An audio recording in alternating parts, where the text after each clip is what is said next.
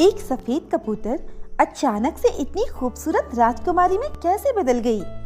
कहानी जानने के लिए फेरी टेल्स के साथ बने रहिए।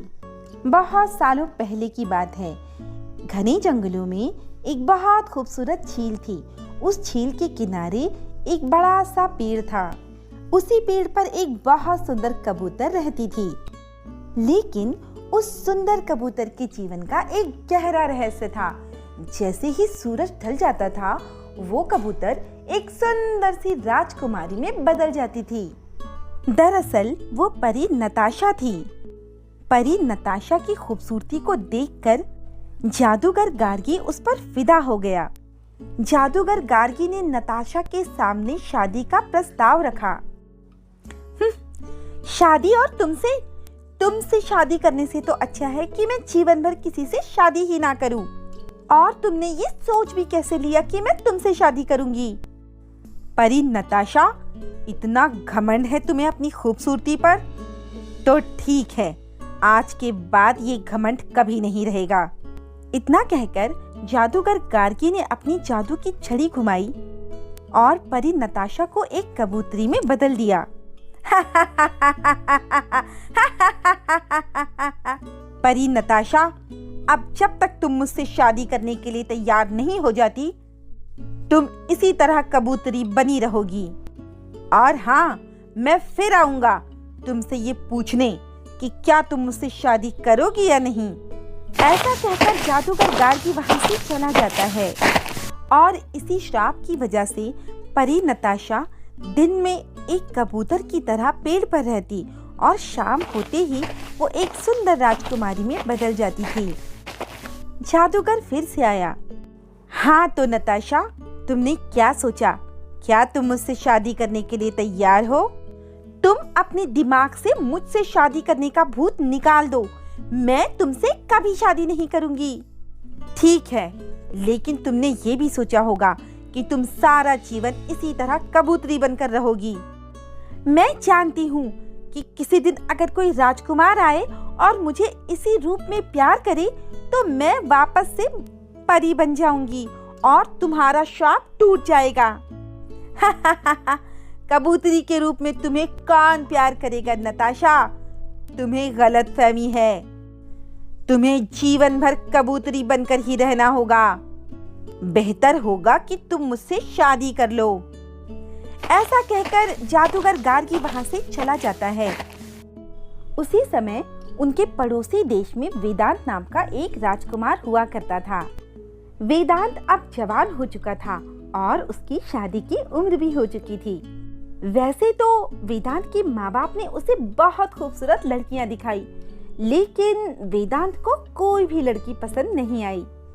और वेदांत हर बार अपने माँ बाप के द्वारा पसंद की गई लड़की को मना कर देता था। वेदांत, मैंने और तुम्हारी माँ ने तुम्हारे लिए बहुत सारी राजकुमारियाँ खोजने की कोशिश की, लेकिन तुम्हें कोई भी पसंद नहीं आई। बेहतर होगा आप अपने लिए राजकुमारी ढूंढकर हमें बता दें और अपने महल में वापस तभी आए जब आप अपनी राजकुमारी को लेकर आएं। वेदांत ने अब अपने सच्चे प्यार को खोजने का खुद ही फैसला किया और वो अपनी घोड़े पर सवार होकर निकल पड़ा अपने सच्चे प्यार की तलाश में। बहुत दिनों चलने के बाद वेदांत आखिरकार उसी झील के किनारे पहुंच गया जिस झील के किनारे झाड़ के ऊपर वो कबूतरी रहती थी।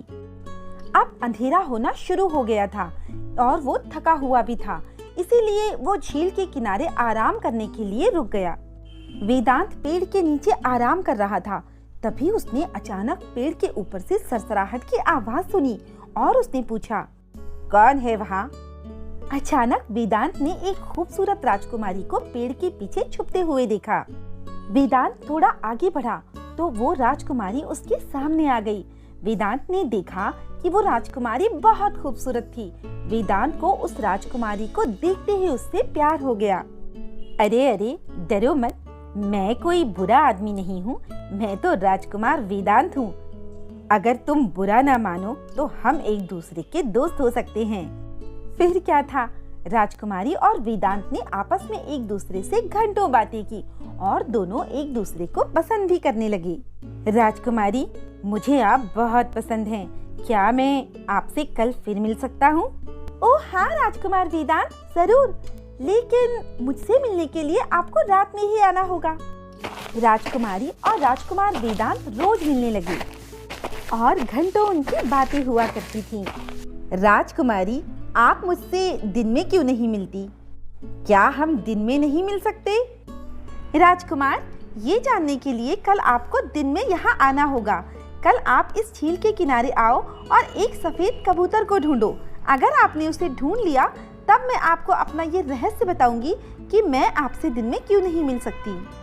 ठीक है राजकुमारी, तो कल मैं दिन में आता हूँ। लेकिन दुर्भाग्यवश जादूगर ने छुपकर उन दोनों की बातें सुन ली।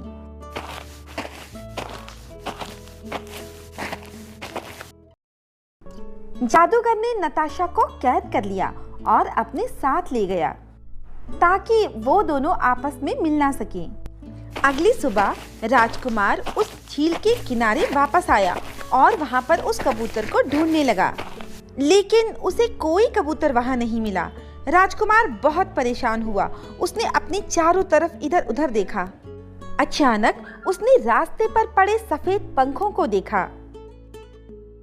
नताशा ने तो मुझसे कहा था कि कबूतर यहीं मिलेगी, लेकिन कबूतर तो यहाँ नहीं है, बल्कि उसके पंख पड़े हैं।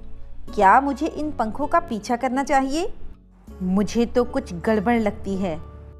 ऐसा सोचते हुए राजकुमार उन पंखों का पीछा करता हुआ एक पुराने और वीरान महल के बाहर पहुंचा। शायद जब जादूगर नताशा को ले जा रहा था तब उसने अपने पंखों को पीछे तोड़ तोड़ कर बिखेर दिया ताकि राजकुमार उसकी तलाश करके उस तक पहुंच सके। राजकुमार ने महल के अंदर प्रवेश किया। उसने देखा कि वो सफेद कबूतर एक पिंजरे के अंदर बंद है।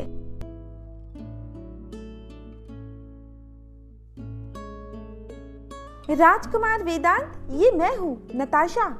मुझे यकीन था तुम जरूर आओगे। नताशा, तुम इस कबूतरी में कैसे बदल गई और यहाँ कैसे आई? हाँ राजकुमार, ये मैं ही हूँ, नताशा। मुझे जादूगर गार्गी यहाँ कैद करके ले आया। उसने मुझे शादी का प्रस्ताव दिया था, लेकिन मैंने उस प्रस्ताव को ठुकरा दिया। बस इसीलिए जादूगर गार्गी ने श्राप देकर मुझे कबूतरी में बदल दिया। अंधेरा होने पर ही मैं इंसान बन सकती हूँ, इसीलिए मैं तुमसे रात में मिला करती थी। अच्छा, तो मैं तुम्हारे लिए इस श्राप को कैसे तोड़ सकता हूँ? मेरा श्राप तब टूटेगा जब कबूतरी के रूप में भी मुझे कोई प्यार करेगा, लेकिन कबूतरी को कौन प्यार करेगा? मैं तुमसे प्यार करता हूँ और हर रूप में तुमसे प्यार करता रहूंगा। इतना कहने के बाद राजकुमार ने तुरंत ही पिंजरे का ताला तोड़ दिया और उस कबूतरी को बाहर निकाल लिया। इतने में ही जादूगर भी वहां आ गया। ओह, तो तुम यहाँ तक पहुँच गए इस कबूतरी के लिए, लेकिन अब तुम मुझसे नहीं बचोगे। हा हा हा हा हा हा हा। इतना कहकर जादूगर ने राजकुमार पर हमला किया। नताशा ने उड़कर अपनी चोंच से जादूगर के सर पर हमला किया।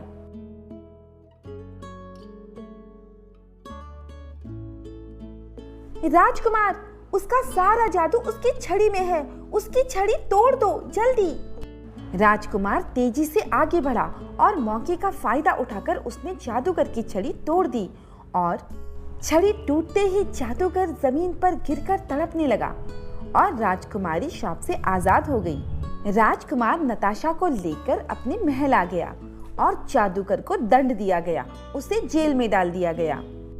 इस तरह वेदांत और नताशा हमेशा के लिए एक हो गए। तो दोस्तों, कैसी लगी आपको हमारी कहानी? अगर पसंद आई हो तो लाइक, शेयर और सब्सक्राइब करना ना भूलें और ऐसी ही कहानियों के लिए बने रहें हमारे चैनल पर।